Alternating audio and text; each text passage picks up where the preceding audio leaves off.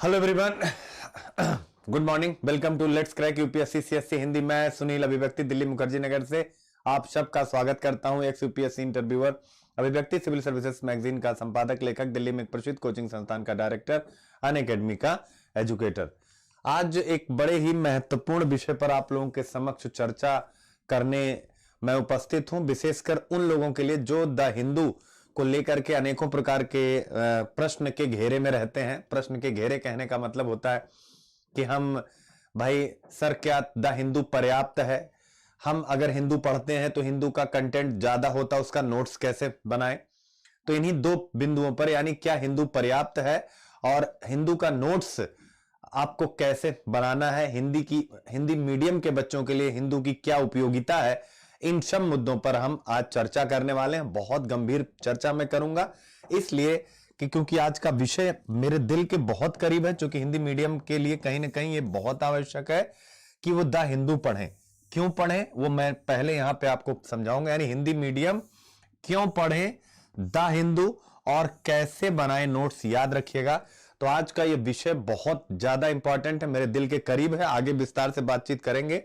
यहां आप देख सकते हैं ढेर सारे एजुकेटर्स, हमारी प्लस की टीम, यानी ढेर सारे एजुकेटर्स हैं यहाँ पे। आप समझ सकते हैं एक महत्वपूर्ण प्लेटफॉर्म है यूपीएससी की तैयारी कराने के लिए, और बहुत बेहतर ढंग से आपको यहाँ पर तैयारी कराई जाती है। और अगर आप अच्छी तैयारी करना चाहते हो और मेरे साथ जुड़ना चाहते हैं तो देखिए 3 बैच मैं बता रहा हूं जो हमारे आपके लिए अभी ज्वाइन करना चाहिए। 15 फरवरी से याद रखिएगा मैं एक बैच प्रारंभ कर रहा हूं जिसका नाम है फाउंडेशन बैच। याद रखिएगा क्या है, फाउंडेशन बैच है इंटीग्रेटेड स्टडी फॉर 2021-22, यानी 2021-22 2023 जब भी आप देना चाहते हैं तो आपकी न्यू वाला बैच है। ये कभी मत समझिएगा कि मतलब आगे कैसे तैयारी होगी, कैसे तैयारी नहीं होगी, वो कोई इश्यू नहीं है। यानी अगर मेरा 1 साल में हो गया, नहीं हो पाया, 2 साल में, डाउट नहीं रखना चाहिए। अगर आपने कोई टारगेट पकड़ा है, मेंटोर अच्छा मिला है, डाउट नहीं करना चाहिए। जैसे ही आपकी पॉकेट अलाउ करे तुरंत आपको जुड़ना चाहिए। फाउंडेशन बैच है उन बच्चों के लिए जो बिगिनर्स हैं।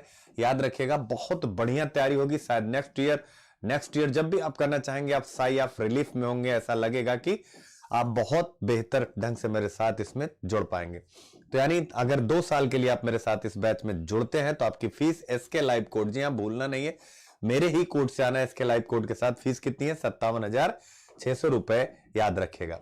इसके अलावा अगर आप देखें एसके लाइव, तो एसके लाइव में आप देखें 2020 के लिए, यानी प्रीलिम्स के लिए और प्लस मेंस के लिए मेरे पास इंटीग्रेटेड बैच यहां पर है। आप देख सकते हैं 50 चैप्टर्स टारगेट प्रीलिम्स बैच है, और ये जैसे ही खत्म होगा वैसे ही मुख्य परीक्षा, यानी पूरा 2020 के लिए आपके लिए प्लान है। Answer writing paper 1 2 3, GS paper 4 ethics और निबंध, याद रखिएगा ये आपके पास प्लान है। एडमिशन के लिए आप 9871385211 पर कनेक्ट हो सकते हैं। और जो बच्चे द हिंदू के लिए कंटेंट चाहते हैं वो सुनील अभिव्यक्ति @अनअकैडमी टेलीग्राम आप हमारे चैनल पर आपको जुड़ना पड़ेगा। तो चलिए आज महत्वपूर्ण है द हिंदू पे बातचीत। हिंदी मीडियम क्यों पढ़ें और द हिंदू पर कैसे नोट्स बनाएं और द हिंदू क्यों पढ़ें। तो चलिए स्टार्ट करते हैं। तो हिंदी मीडियम क्यों पढ़ें, तो मैं सबसे पहले याद रखिएगा कुछ बातें डिस्कस करना चाहता हूं जो मैं हमेशा करता हूं हर वर्ष, यानी प्रत्येक वर्ष। अगर मैं यहां पे लिख दूं यानी प्रत्येक वर्ष, तब मैं अंदर आऊं तो थोड़ा और अच्छे से आप लोगों को अपने साथ कनेक्ट कर पाऊंगा और बड़ा गंभीरता से विचार करिएगा। पहले हम आते हैं प्रत्येक वर्ष शीटें जो आती हैं, यानी प्रत्येक वर्ष कितनी वैकेंसीज होती हैं, वैकेंसी कितनी होती है, पहली चीज तो हम ये बातचीत करने वाले।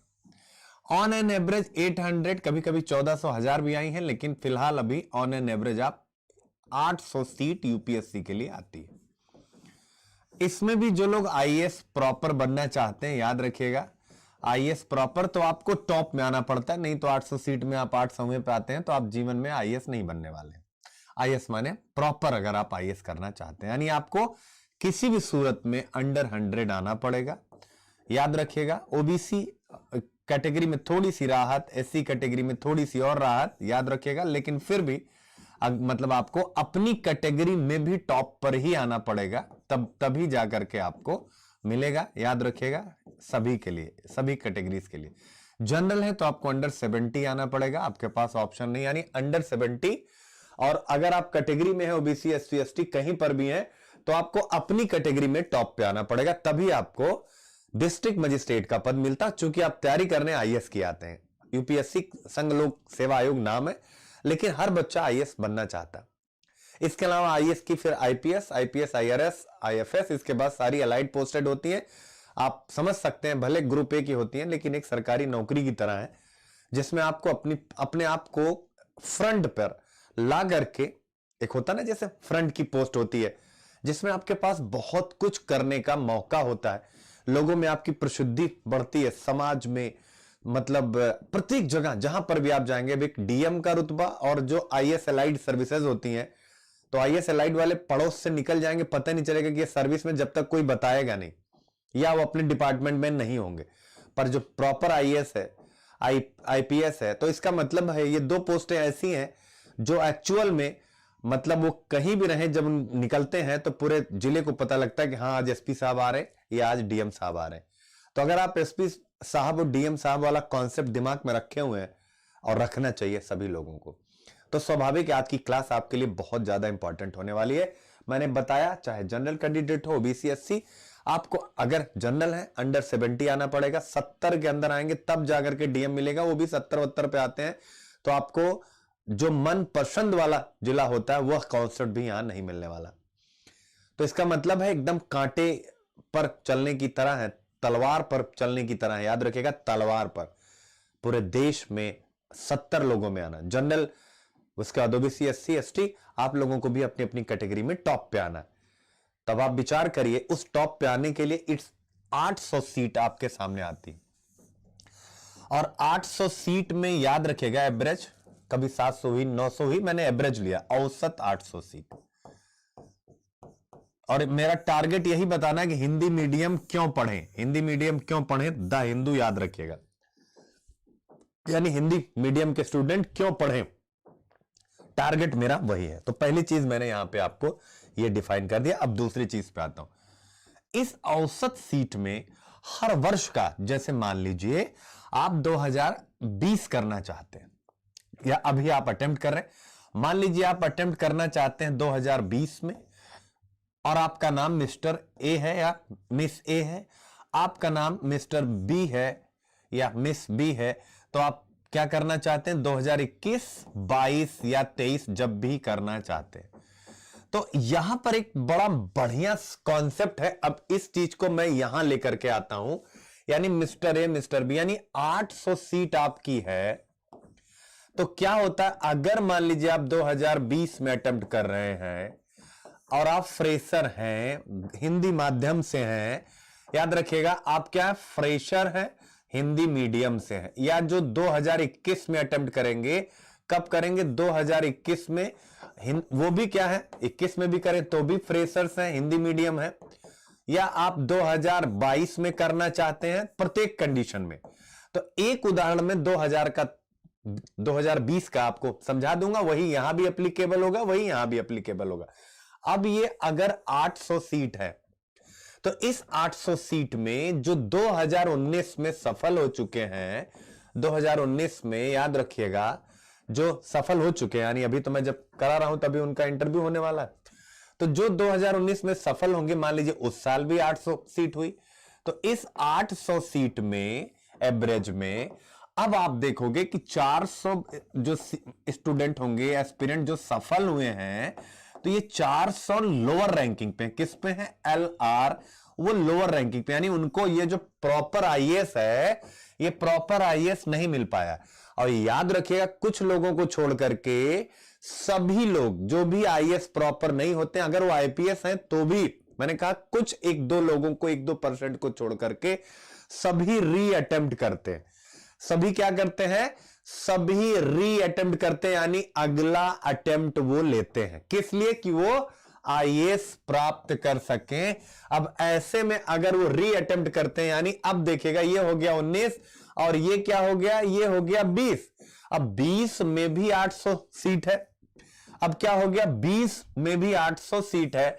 अब ये 400 ऑन एन एवरेज में बात कर रहा हूं। अब क्या करेगा जो लोअर रैंकिंग वाला है 2019 की लोअर रैंकिंग वाला, ये 400 क्या करेगा 2020 में पार्टिसिपेट करेगा, यानी 400।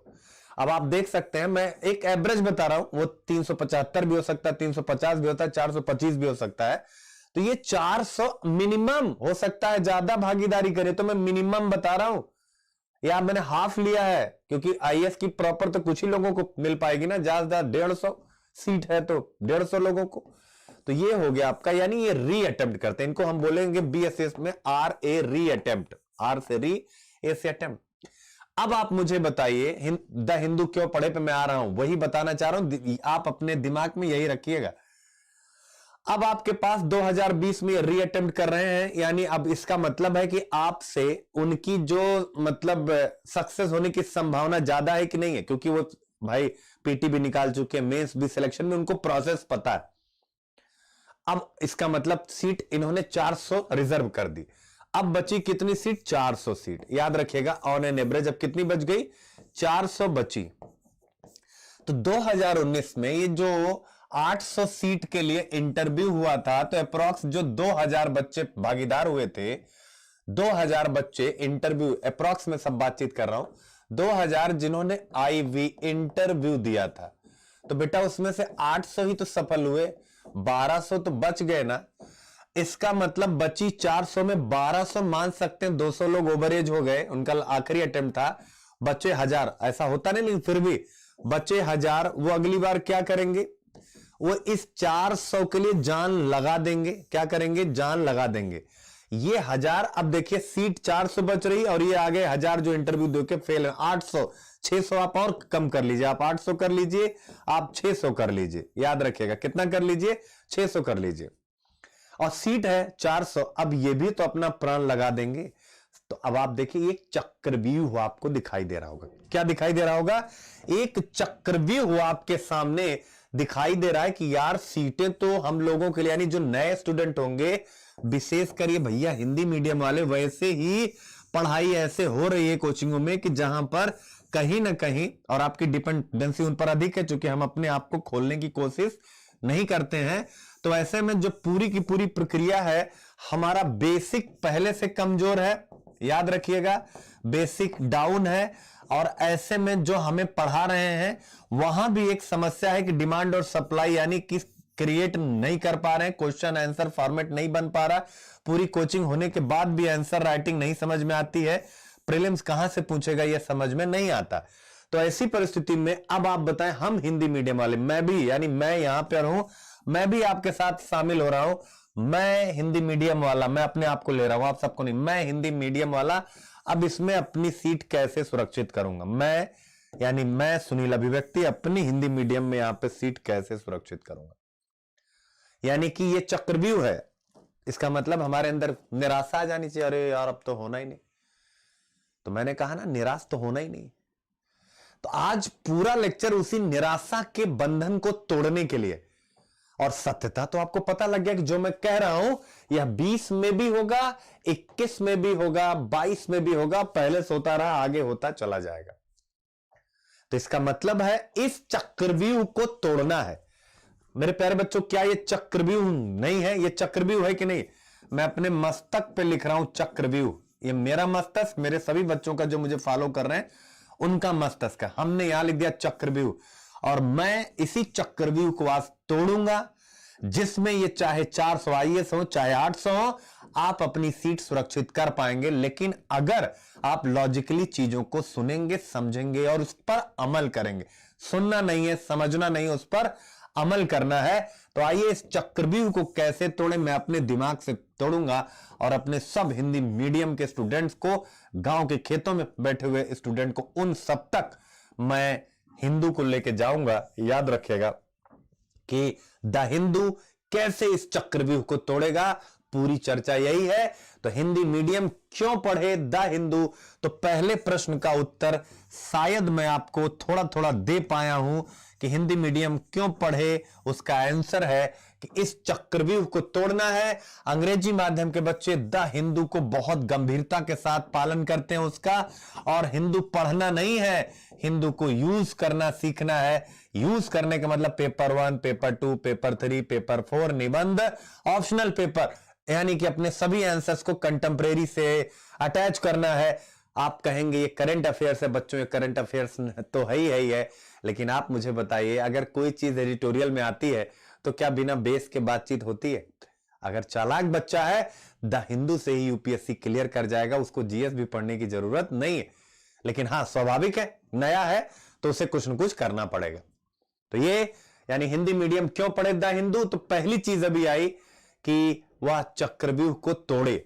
अब इसके बाद आगे चलेंगे, अन्य चीजों पर बातचीत करेंगे कि और क्यों पढ़े। तो आइए चलते हैं आगे। तो पहला, यूपीएससी की अप्रोच को समझने के लिए, याद रखिएगा यूपीएससी की अप्रोच को समझने के लिए। अप्रोच का मतलब क्या? जैसे द हिंदू की क्लास जब आप लेते हैं तो देखिए अप्रोच का मतलब क्या, एक सिंपल सी बात है।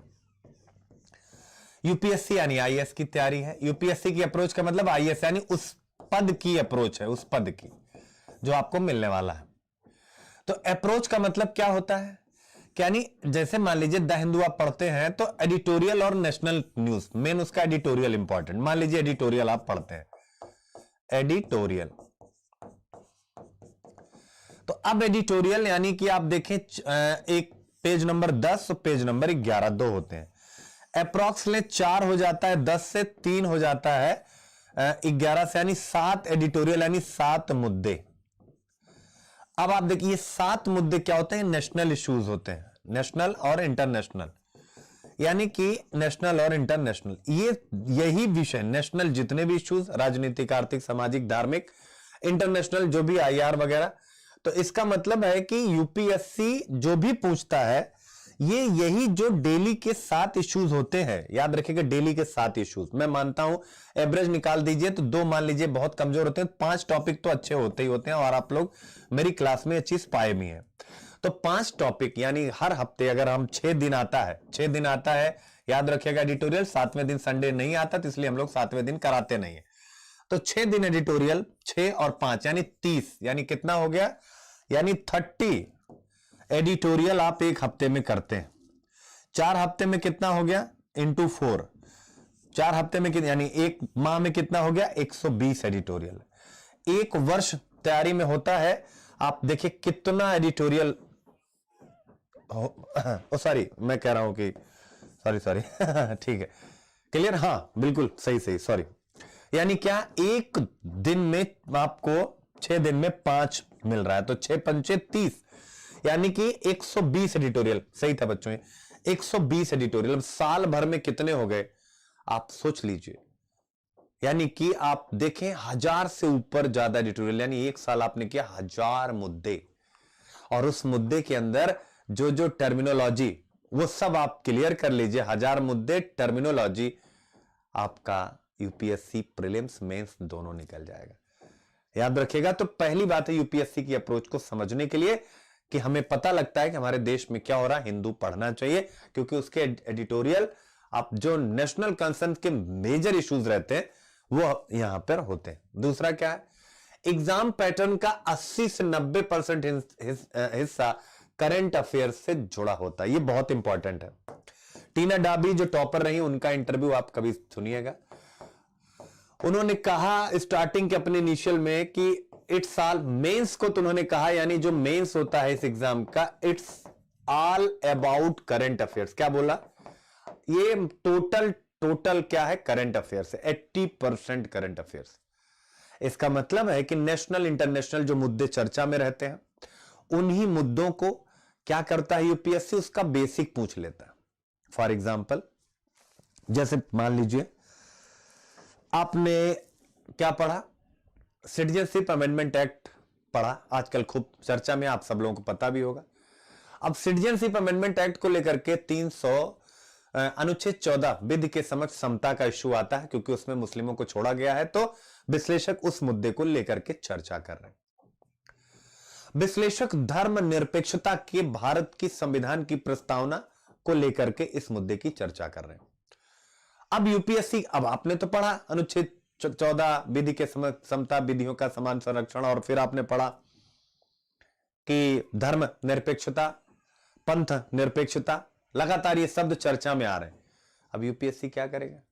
यूपीएससी सीधा उठा के रख देगा धर्म निरपेक्षता के प्रीलिम्स, धर्म निरपेक्षता के विषय में निम्नलिखित में से कौन सा सर्वाधिक उपयुक्त है। यानी 4 चीजें धर्म निरपेक्षता की डेफिनेशन में विकल्प में रखी जाएंगी, ABCD।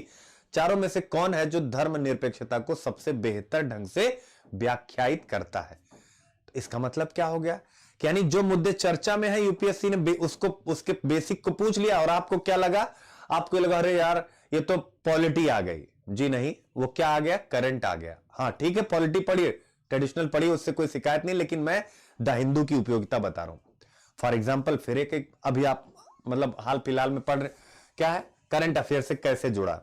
अब इस समय आप क्या पढ़ रहे हैं कि उसी सिटीजनशिप अमेंडमेंट एक्ट और एनपीआर को लेकर के, नेशनल पॉपुलेशन रजिस्टर को लेकर के 11 राज्यों ने, आप पढ़ रहे हैं कि उन्होंने कहीं ना कहीं मतलब सेंटर से अलग पॉलिसी अपना ली है कि हम अपने यहां लागू नहीं करना चाहते। अब उसके बाद अनुच्छेद 355, 356 चर्चा में आया। 356 यानी राष्ट्रपति शासन, 355 वह आधार जिसके आधार पर राष्ट्रपति शासन लगाया जाता। अब ये चर्चा में है तो ये क्या हो गया? करंट में है ना, लेकिन है क्या? पॉलिटी है। तो अब आने वाले एग्जाम में 355, 356 राष्ट्रपति शासन आपसे पूछेगा। ऐसे ही कभी आप एडिटोरियल पढ़ते हैं न्यायिक सक्रियता, तो न्यायिक सक्रियता, कभी पढ़ते हैं न्यायिक पुनरावलोकन, कभी न्यायिक पुनरावलोकन, कभी सुनते हैं संविधान पीठ इस मामले में, सबरीमाला मामले में इतनी सदस्यीय संविधान पीठ, तो अगली बार पूछ लेगा संविधान पीठ के बारे में क्या सही। तो यानी यूपीएससी की अप्रोच को समझना, उसके बाद करंट अफेयर्स ही पूरा यूपीएससी होता है। याद रखिएगा, पेपर 1, पेपर 2, पेपर 3, पेपर 4 जो भी मुद्दे चर्चा में होते हैं आप लोग पेपर चेक करिएगा। तो इसलिए यह कहा जाता है कि द हिंदू पढ़ना। मैं बहुत डिटेल नहीं कर रहा हूं, मैं चाहता हूं याद रखिएगा कि अभी आगे जो उदाहरण दूंगा उससे आपको और अच्छे से समझ में आएगा। क्लियर है? फिर भी एक टॉपिक ऐसा उठाता हूं जिसको सारे पेपर से अटैच कर देता हूं। क्लियर है? जैसे मान लीजिए सतत विकास पे बातचीत है, सतत विकास, सस्टेनेबल डेवलपमेंट। अब उसके गोल्स हैं, तो सतत विकास लक्ष्य हम कितना प्राप्त कर पाए, अभी आपने पढ़ा होगा नीति आयोग ने जो है उसका सूचकांक जारी किया। सतत विकास के 17 लक्ष्य में से 16 लक्ष्यों को लेकर के हिंदुस्तान में रिपोर्ट निकाली गई। यूनाइटेड नेशन में 17 लक्ष्य हैं, एक लक्ष्य हमारे यहां रिपोर्ट में नहीं आई। अब वो सतत लक्ष्य में क्या है? जेंडर भी है, स्वास्थ्य भी है, शिक्षा भी है, एनवायरमेंट का संरक्षण भी है, ढेर सारी एनर्जी भी है। तो अब आप मुझे बताइए, अगर जेंडर है यानी कि लिंगत मुद्दों पर कोई बात कही जाती है तो कहां का? प्रश्न पत्र 1 देखिएगा कैसे करंट अफेयर से जुड़ेगा। प्रश्न पत्र 1 यूनिट है महिला एवं महिला संगठन, यानी जेंडर इश्यू आया। प्रश्न पत्र 2 यानी सामाजिक न्याय, यानी कि सामाजिक न्याय में महिलाओं के लिए, जनसंख्या के अति संवेदनशील वर्ग, तो इसका मतलब है सिलेबस है ये, और उसमें ये महिला संवेदनशील वर्ग। प्रश्न पत्र 3 समावेशी विकास एवं इससे उत्पन्न विषय और बजट में जेंडर बजटिंग, ये भी जेंडर इश्यू। पेपर 4 में नीति शास्त्र के आयाम में, नैतिकता में प्रश्न पूछा है, महिलाओं के खिलाफ यौन हिंसा उत्पीड़न के मामले बढ़ते जा रहे हैं, आप कोई इनोवेटिव आइडिया, नवाचारी सुझाव दीजिए। वहां भी महिला। निबंध में भी महिला लगातार पूछा गया, नारी परिपूर्णता यथार्थ या मिथक।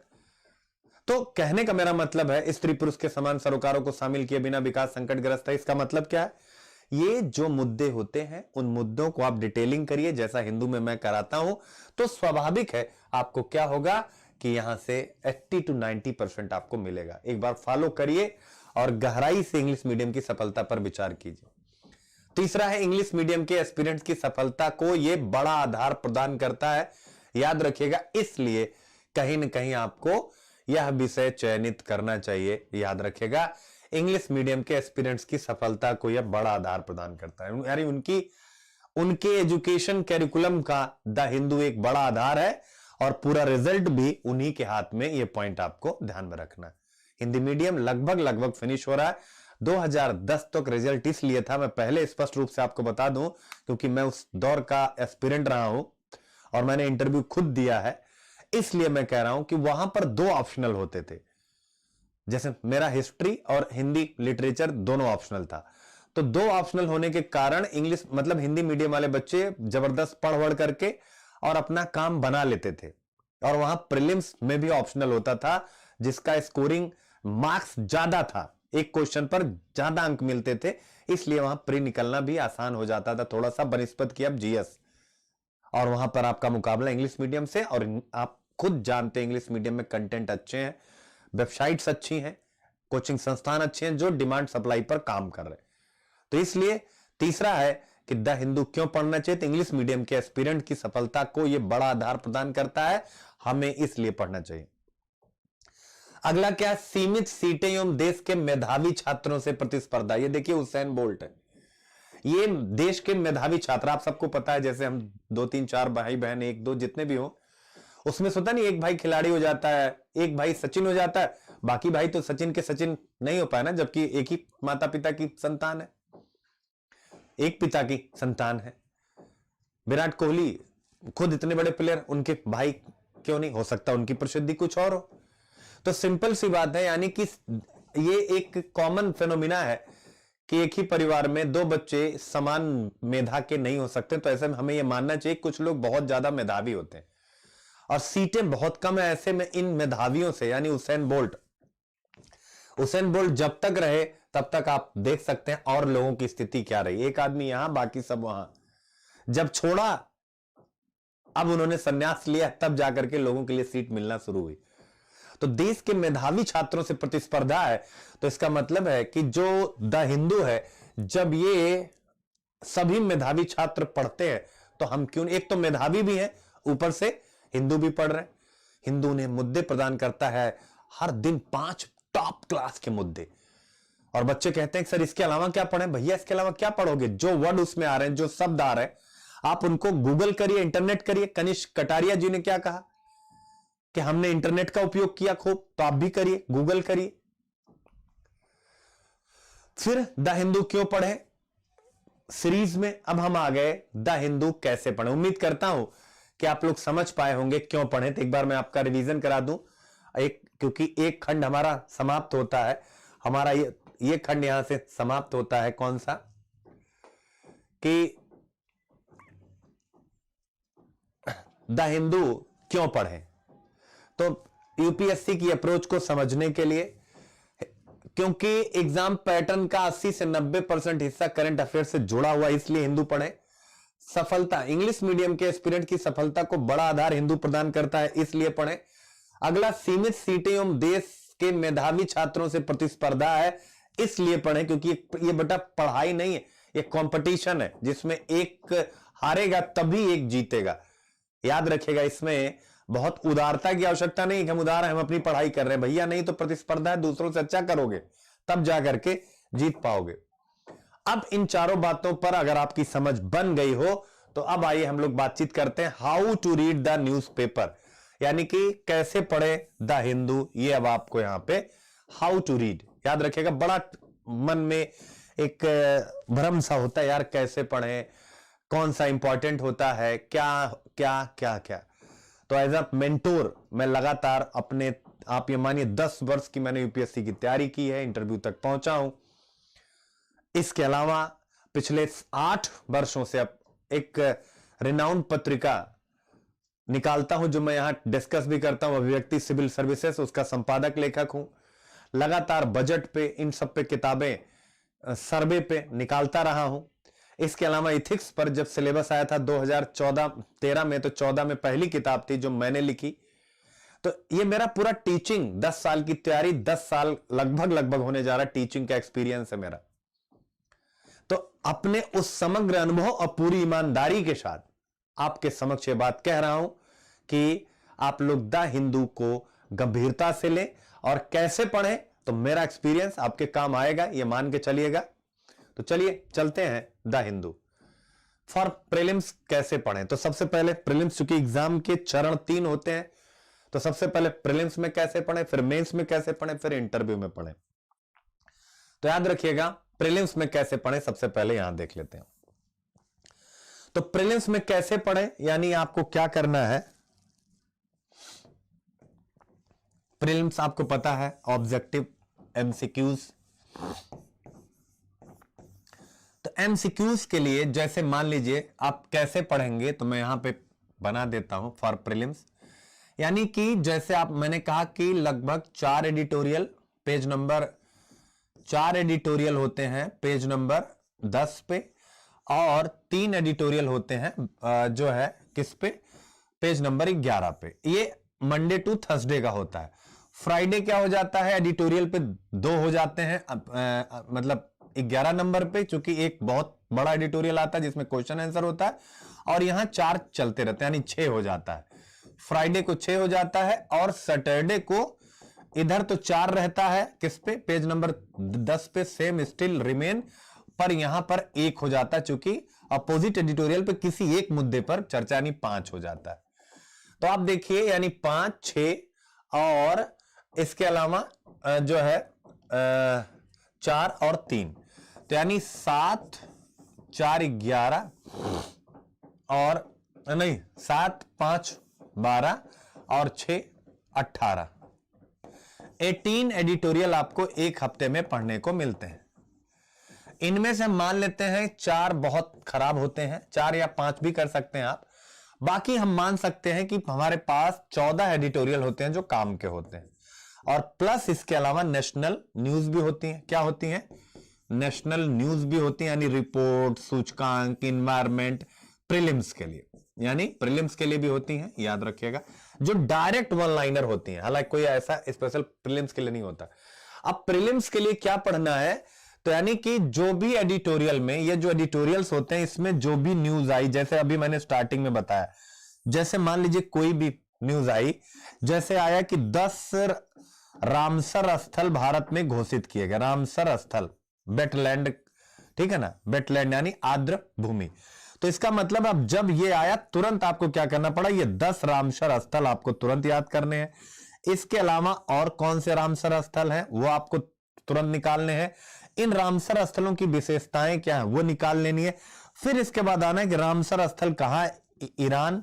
फिर ये क्यों लाया गया रामसर, फिर इसके बाद आर्द्र भूमि क्या होती है, ठीक रहेगा।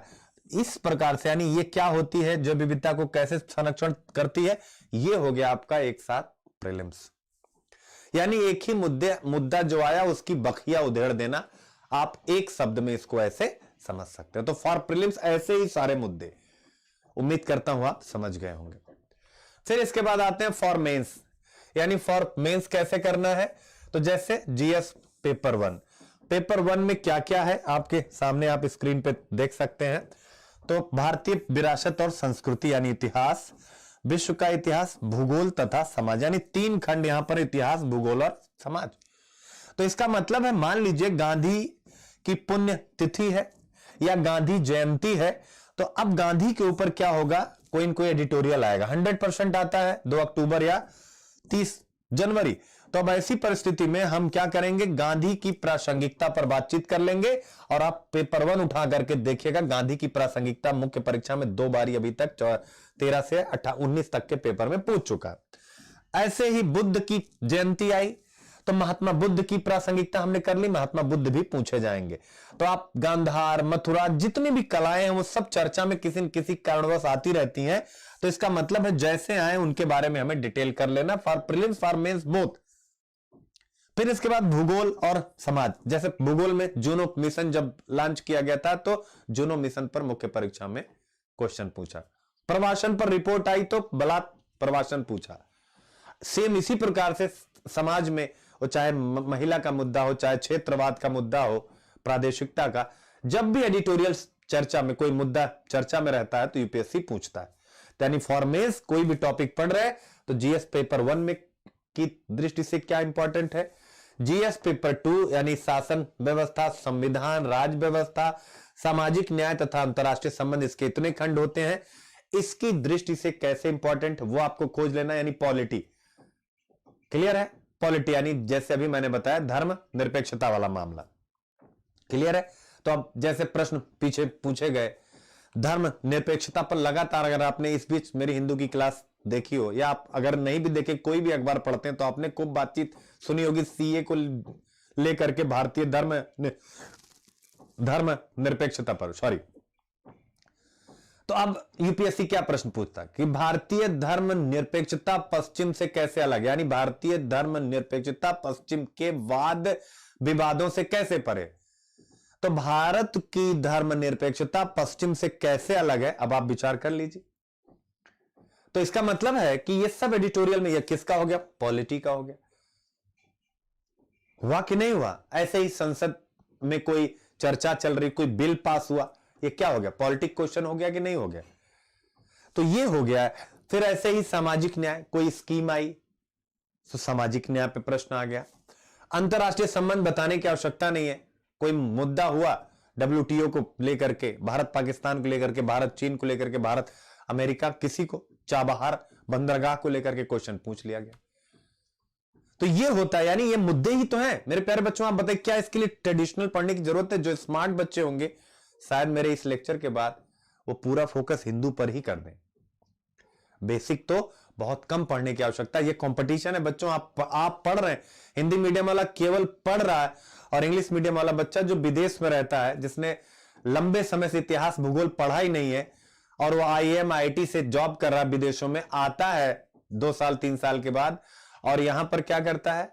यूपीएससी को एक ही बार में क्रैक कर लेता है। विचार करिए कैसे क्रैक कर लेता है, चूंकि वो पढ़ नहीं रहा, वो काम का निकाल रहा है, यानी जो ये काम का दिया गया।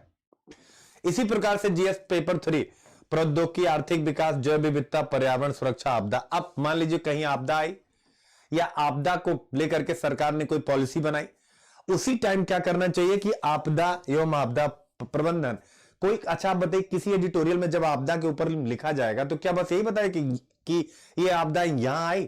कि हिंदू के एडिटोरियल इतने अच्छे होते हैं कि आपदा का पूरा एबीसीडी आपको क्लियर कर दिया जाएगा। आपदा का एबीसीडी आपको क्लियर कर दिया जाएगा कि नहीं कर दिया जाएगा? विचार करिए। तो फिर यही तो मुख्य परीक्षा है। अब आप पता चला आपदा के लिए अलग अध्यापक ढूंढ रहे हैं और यहां एक ही एडिटोरियल से आपका काम हो गया लिखना कितना है? 150 200, अभी बताता हूं। और इकोनॉमिक्स, जैसे अभी सर्वे आया, बजट आया, अब पूरा एनालिसिस हो रहा है हिंदू में, बजट कहां तक अच्छा है, सर्वे कहां तक अच्छा है।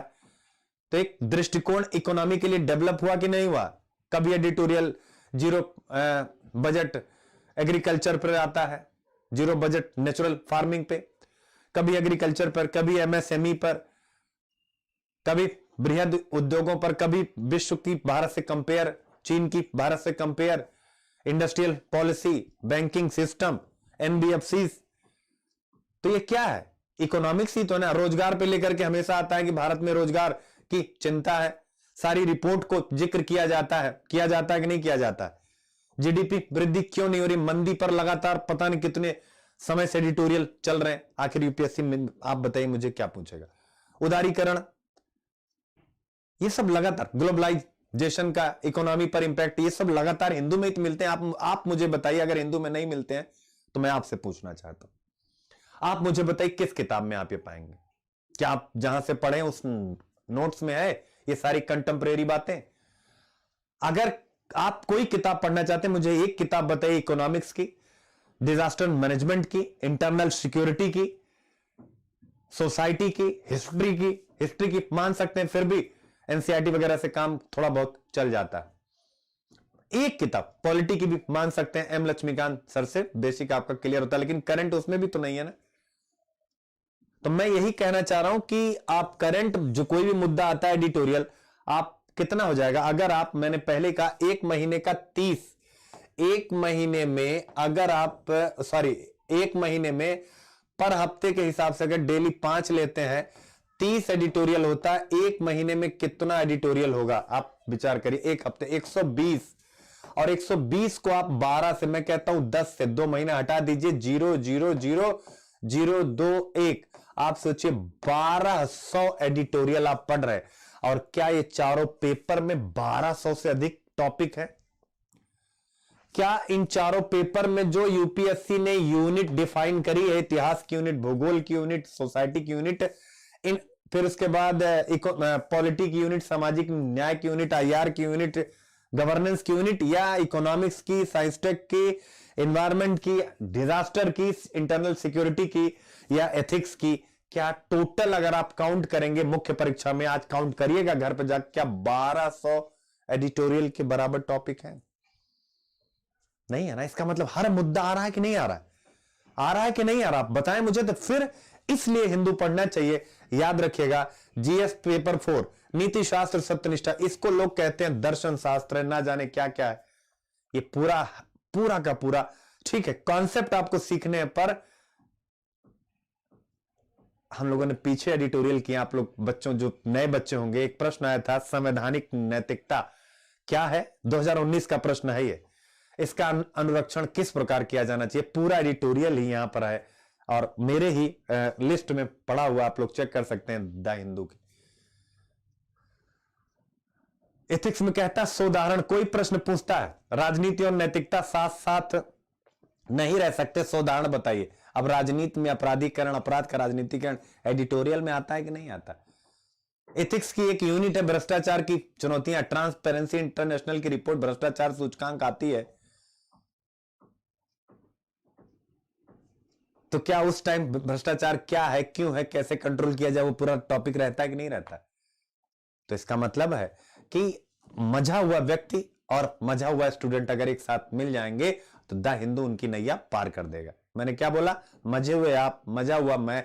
अगर बीच में हिंदू आ जाए, आप समझें, आपका मेंटोर समझाए, तो ये हिंदू आपकी नैया पार कर देगा, आपको और चीज पढ़ने की जरूरत नहीं है। तो याद रखिएगा। इसके अलावा निबंध, अगर हम निबंध पे बात करें, 250 अंकों का आता है। 2 निबंध आते 125 125 के। मेरे प्यारे बच्चों बताइए, 1000 से 1200 शब्द आपको लिखना है। कितना लिखना है? 1000 से 1200 शब्द। और मेंस में 150 लिखना है, 200 लिखना है, या 250 लिखना है। अब आप बताइए, ये 150, 200, 250 शब्द लगातार कोचिंग करने के बाद भी बच्चे नहीं लिख पाते हैं, तो ये निबंध कैसे लिखेंगे 1000 से 1200? इसका मतलब है कि ऐसा कोई निबंध का मुद्दा नहीं है जो एडिटोरियल्स में चर्चा में ना आता। 1200 एडिटोरियल साल भर का, और 2 साल का 2400 एडिटोरियल। आप समझिए अथाह समुद्र है, जिसमें एक बार आप डुबकी लगा दीजिए तो निबंध से लेकर सभी कुछ आपका कंप्लीट हो जाएगा। इसके अलावा ऑप्शनल, याद रखिएगा, ऑप्शनल में आपको क्या करना है, आपका जो भी ऑप्शनल है, विशेषकर अगर 2-3 ऑप्शनल जैसे लिटरेचर छोड़ दिया जाए, इतिहास छोड़ दिया जाए, फिलॉसफी छोड़ दिया जाए, बाकी जितने हैं उन सब में कंटेम्परेरी से अपडेट करने की जरूरत बहुत ज्यादा होती है।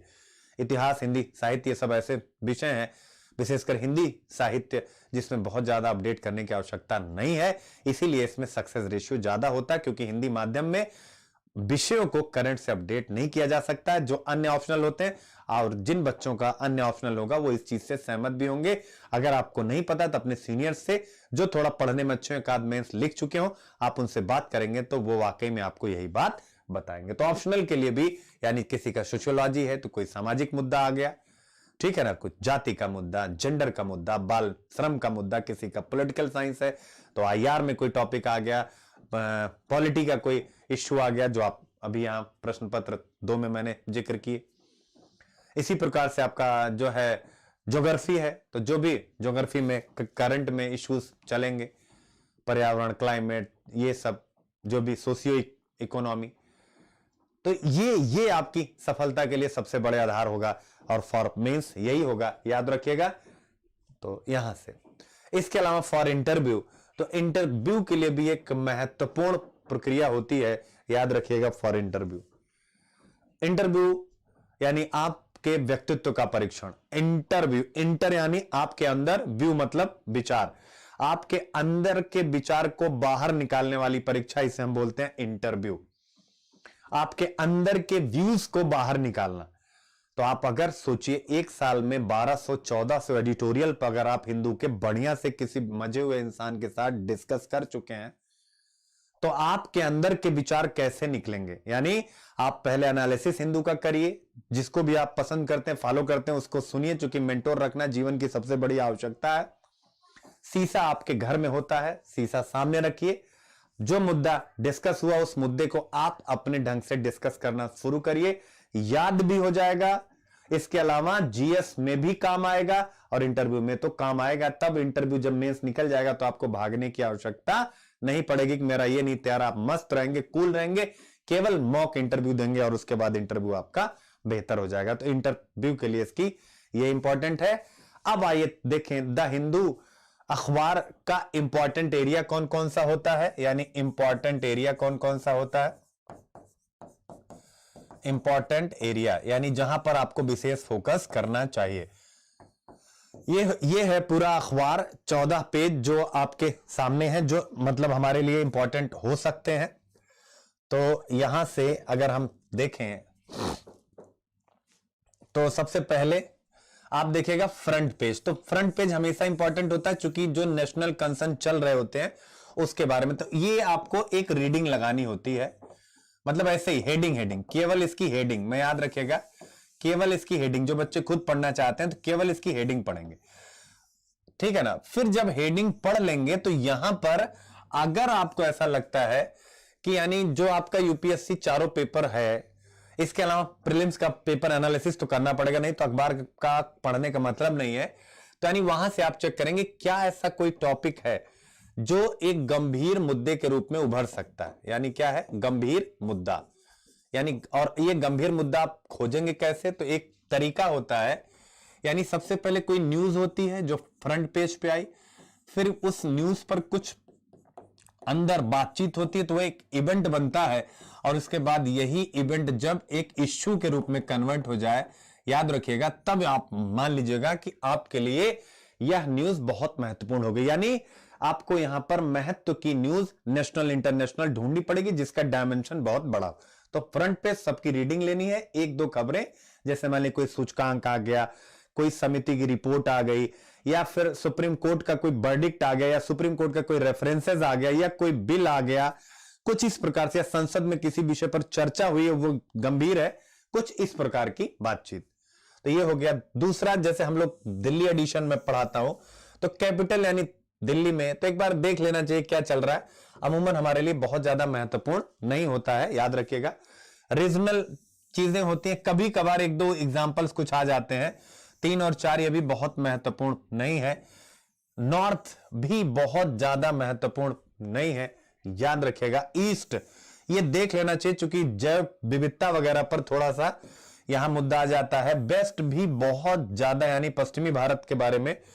साउथ के बारे में थोड़ा देख लेना चाहिए क्योंकि यहां पर भी जैसे एनवायरमेंट वाला सेक्शन अच्छा हो जाता है। नेशनल आपको पूरा देखना चाहिए सरसरी निगाह से। एडिटोरियल तो मैंने पहले ही बताया, इसकी जान है, एडिटोरियल पे आपको फोकस होना है। पेज नंबर 10 और पेज नंबर 11, यानी इसको मैं रेड से कर दूं, ये पेज नंबर 10 और पेज नंबर 11, ये star star star star star 5 star, और ये भी star star star star star star 5 star. ये दोनों 5 स्टार किसके साथ मिल जाएंगे, इसके साथ इसको भी। यानी कि अगर कोई मुद्दा, जो मैंने कहा ना न्यूज, इवेंट और इशू, तो जो न्यूज है यहां पे जिसको मैंने ट्रिपल स्टार दिया है, आप विश्वास करें अगर वो महत्वपूर्ण मुद्दा है तो वह एक रोज के बाद अगले ही दिन वह या तो अपोजिट एडिटोरियल में, विशेषकर एडिटोरियल में आ जाता है। तो यानी आपका फोकस क्या होगा टोटलिटी में। अब आप देखिएगा इन तीनों में, यानी कि आपको न्यूज यानी फ्रंट पेज पे, यानी पहला हो गया फ्रंट पेज, दूसरा हो गया पेज नंबर 10 और पेज नंबर 11 यानी एडिटोरियल्स, ठीक है ना। 10 वाले को एडिटोरियल कहते हैं, 11 को अपोजिट एडिटोरियल कहते हैं। न्यूज ये सरसरी निगाह से देखना चाहिए कुछ है कि नहीं है, क्योंकि फ्रंट पे जो भी यहां आता है वो फ्रंट पे आ चुका होता है, तो आप इसको भी स्किप कर सकते हैं। आपको केवल पहला पेज, 10वां 11वां ये विशेष रूप से, और इसके अलावा पेज नंबर 9 नेशनल पेज आपको, यानी ये 4 पेज आपको front page, opposite editorial, editorial और नेशनल पेज, ये 4 पर फोकस रहना पड़ता है, याद रखिएगा। क्लियर है। अब अगली चीज है कि कब पढ़ना शुरू करें, यानी अब आपने समझ लिया तो मैंने लिखा 18 वर्ष की उम्र से द हिंदू पढ़ना आप शुरू करें। क्यों? क्योंकि करत करत अभ्यास के जड़मति होत सुजान, यानी कि आप अभ्यास करते जाएंगे और शुरू में नहीं समझ में आएगा, पर धीरे धीरे धीरे धीरे, और वैसे आप खुद विचार करिए 21 साल में पढ़ेंगे और तब ना समझ में आए तो, और अपने मन से ये फितूर निकाल देना है कि जब कोचिंग हो जाएगी तब हिंदू पढ़ेंगे। जी नहीं, ये गलत हो जाएगा। अगर आप ऐसा करते हैं तो बहुत नुकसान हो जाएगा। अखबार पढ़ने की आदत आपको शुरू से 18 वर्ष की उम्र से डालनी चाहिए, याद रखिएगा 18 वर्ष से। अब इसके बाद अगली चीज है द हिंदू का नोट्स कैसे बनाएं, ये इंपॉर्टेंट है, यानी द हिंदू का नोट्स कैसे बनाएं। तो आप देखें प्रीलिम्स कैसे बनाएं, करंट से बेसिक, यानी जो घटना आपने पढ़ी उसको बेसिक में लेकर के, यानी जैसे मैंने अभी बताया कि आपने सिटीजनशिप अमेंडमेंट एक्ट करंट में पढ़ा, उसमें अनुच्छेद 14 का जिक्र आया, तो आप उसी समय अनुच्छेद 14 उसके साथ जुड़ी चीजों की प्रैक्टिस कर लीजिए।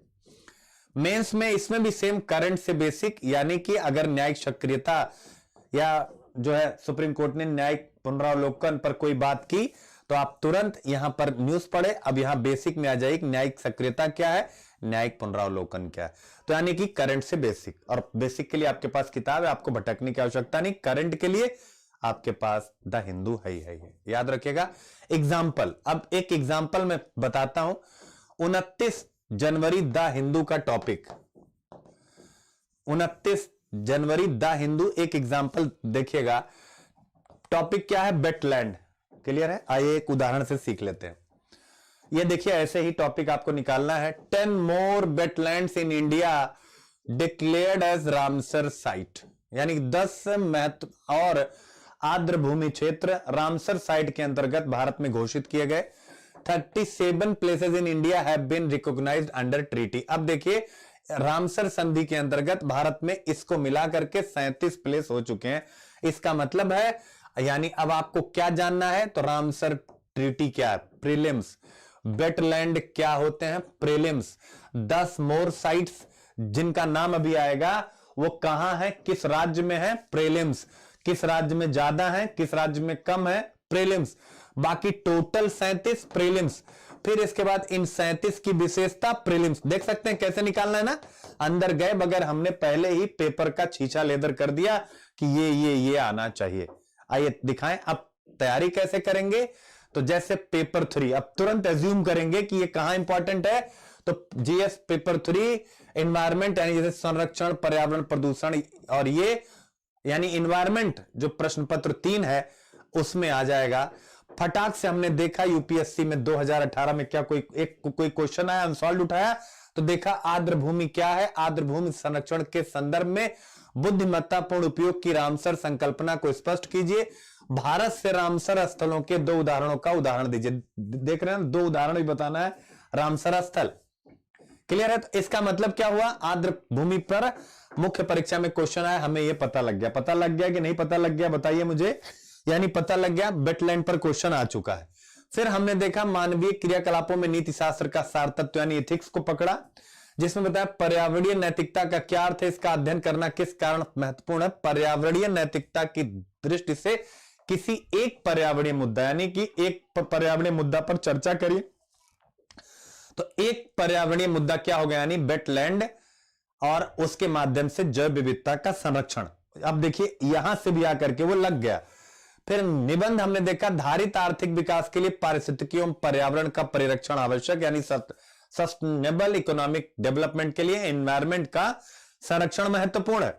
अब इसका मतलब क्या हो गया, इसका मतलब हो गया कि वेटलैंड का संरक्षण किस लिए किया जा रहा है, कि जिससे हम धारित आर्थिक विकास और पर्यावरण संरक्षण में एक संबंध बना सकें। तो इसका मतलब देखिए निबंध में भी आकर के वो लग गया, वो टॉपिक। क्लियर है, तो अब देखिए न्यूज क्या है, अब उसी को हिंदी में कर दिया गया। भारत में 10 और आर्द्र भूमि को रामसर स्थल। सारांश, भारत में 37 स्थलों को संधि के तहत मान्यता दी गई। अब कौन कौन, महाराष्ट्र में, पंजाब में, उत्तर प्रदेश में। अब आप देखें महाराष्ट्र में नांदूर, माध महेश्वर, ये महाराष्ट्र का पहला है, इसका मतलब ये भी प्रीलिम्स में हो गया, जो पहला होता है। पंजाब में Keshopur Miani, Beas conservation reserve and जो है नांगल 3। उसके बाद उत्तर प्रदेश में नवाबगंज, पार्वती, आगरा, समन, समसपुर, सैंडी और सरसाई नवर। तो आप देख सकते हैं। इसके अलावा अन्य किन राज्यों में है उसकी भी सूची यहीं पर हो गई। वेटलैंड कन्वेंशन देखिए क्या होता है, आप स्क्रीनशॉट लेकर के ये भी बता दिया गया। फिर इसके बाद क्या, रामसर का जो वाइज यूज ऑफ कॉन्सेप्ट होता है वो क्या है, यानी बुद्धिमत्तापूर्ण उपयोग, जो इस प्रश्न में था, याद रखिएगा क्या है जो इस प्रश्न में था, कहां था भाई, ये वाला बुद्धिमत्तापूर्ण उपयोग। देखिए वो भी आ गया एडिटोरियल में ही, कहां से आ गया ये देख सकते हैं, वाइज यूज कॉन्सेप्ट भी आ गया। क्या है आर्द्र भूमि, ये भी आ गया। इसकी इंपॉर्टेंस क्या होती है, ये भी आ गया, हेडिंग आप देखते जाइएगा। फिर इसके बाद इसी में मॉन्ट्रेक्स रिकॉर्ड का जिक्र आता है, आर्द्र भूमि का रजिस्टर होता है, ये भी आ गया। क्वेश्चन भी बना दिया गया, याद रखिएगा क्वेश्चन भी बना दिया गया। मैं ऐसे ही क्लास लेता हूं, ये 29 जनवरी की क्लास का एक लेक्चर है जिन बच्चों को देखना है। फिर इसके बाद और भी 2 फरवरी को विश्व आर्द्र भूमि दिवस, तो एक एक चीज, यानी हमने आर्द्र भूमि पर पूरा टॉपिक कंप्लीट करा दिया, याद रखिएगा पूरा कंप्लीट करा दिया, आपका काम हो गया। जिन बच्चों को टेस्ट करना है, इसी चैनल पर मेरा द हिंदू का डिस्कशन आता है, एक बार आप चेक करिए, हर दिन आपको इसी प्रकार से इंटरलिंकिंग क्वालिटी मिलेगी। और मैंने एक कॉन्सेप्ट डेवलप किया है पिछले 1 हफ्ते से, interlinking quality improvement programme IQIP, याद रखिएगा। तो ये हो गया आपका, क्या यही पर्याप्त है? जैसे अब आपके मन में बहुत से बच्चे कमेंट बॉक्स में लिख देते क्या सर हिंदू ही पर्याप्त है, तो मैं कहूंगा जी हां हिंदू पर्याप्त है, पर हिंदू पढ़ने और पढ़ाने का ढंग एक बार आप मेरे चैनल पर आकर के, यानी इसी पर एक बार अगर आप लोग फॉलो करें तब तो कोई बात नहीं, अदरवाइज एक बार आप देखिए, जब तक यह ढंग नहीं होगा तब तक हम घटनाओं को केवल पढ़ेंगे, याद रखिएगा। पढ़ने और पढ़ाने का ढंग बिल्कुल ऐसा होना चाहिए, हिंदी मीडियम, एक ही चीज कहूंगा यह 100% पर्याप्त है, याद रखिएगा। क्लियर है? फिर भी अगर एक और प्रश्न आता है, उधर मैंने देखिए स्पष्ट कह दिया है क्या यह पर्याप्त है, तो आपके प्रश्न का उत्तर मिल गया जी हां पर्याप्त है। फिर भी कुछ बच्चों के मन में रहता है कि यार क्या यही, तो उस पर भी मैंने बात की है, क्या कुछ और भी है? ठीक है, अगर आप करना चाहते हैं तो स्वाभाविक है PIB, यानी कि PIB आपको फॉलो करना चाहिए। इसके अलावा योजना आपको फॉलो करना चाहिए, आपको कुरुक्षेत्र और विज्ञान प्रगति, याद रखिएगा ये आप और मतलब इतना अखबार के साथ ये फॉलो कर लें तब तो समग्र तैयारी हो गई। इसके अलावा आपको कुछ देखने की जरूरत नहीं। क्लियर है? क्लियर है? तो इसका मतलब है ये इतने सोर्सेज आपके लिए पर्याप्त है। अगर क्या कुछ और आप पूछते हैं तो याद रखिएगा इसी चैनल पर PIB मेरा हिंदू के साथ ही मेरे लेक्चर में PIB डेली रहता है। योजना कुरुक्षेत्र यहां पड़ा हुआ आप देख सकते हैं मैं किस लेवल पर विज्ञान प्रगति का एनालिसिस करता हूं। तो ये रहा, यानी द हिंदू पर्याप्त है। फिर भी अगर आपके मन में कुछ आता है तो आप वही साइट फॉलो करेंगे जो साइट गवर्नमेंट की है या गवर्नमेंट के प्रकाशन से जो किताबें निकलती हैं। इससे क्या होता है कि आप गवर्नमेंट के साथ लगे रहते हैं और आप अपने एग्जाम को क्रैक कर लेते हैं। उम्मीद करता हूं आप सब समझ पाए होंगे। द हिंदू अगर समझ में आया है तो आप डेली सुबह 9 बजे मैं लाइव होता हूं द हिंदू डिस्कशन में, आप एक बार जरूर जुड़े, उसको देखें। क्लियर है? और इसके अलावा आप अगर किसी भी प्रकार की कोई जानकारी, एडमिशन के रिकॉर्डिंग प्लस प्लेटफॉर्म के रिकॉर्डिंग, मुझसे पढ़ने के रिकॉर्डिंग आप जानकारी चाहते हैं तो 9871385211 पर आप कॉल करें। और इसके साथ ही आज मैं इस लेक्चर से विदा लेता हूं।